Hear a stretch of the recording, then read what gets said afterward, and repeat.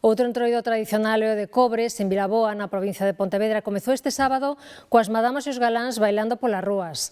As celebracións rematan o martes, o día grande deste entroido. Máis dun cento de persoas percorren as rúas das parroquias de Cobres desde primeira hora da mañá. Son os bailaríns e os músicos que manteñen vivo este entroido peculiar. Os personaxes principais van a cara descoberta e presumen da beleza dos seus traxes, sobre todo as madamas, aunque só os sombreiros poidan pesar entre 4 e 6 quilos. Pois agora mesmo tardo 45 minutos para vestirme, pero para facer o traxe, igual se queres empezar a bailar para un entroido, tens que empezar o ano antes, a coser todo. Bueno, a ver, todo é práctica.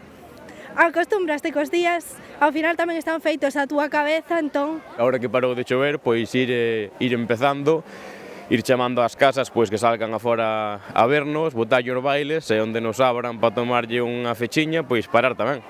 O entroido aquí en Vilaboa está documentado desde o século XVIII, non parou nunca e é algo que se espera todo o ano con moita ansia.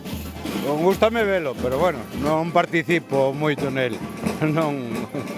Pero bueno, é unha tradición do pueblo que, bueno, está ben. A min gústame que os haixa tamén. Pois para min é como unha gran familia, ao final estamos 4 días xuntos, pasando ben, e levámonos todos super ben. A verdad, maiores coidan de pequenos e pequenos coidan de maiores tamén.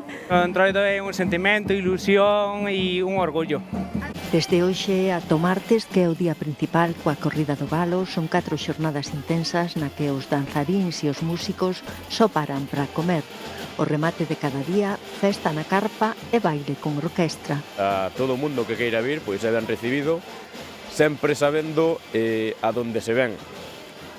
Porque estes traxes, por exemplo, estes ou calquera outro traxe dos entroidos, son moi laboriosos facelos, teñen un valor sentimental moi importante e creemos que toda persona que veña, non só este entroido, sino calquera dos outros, ten que saber a donde vai.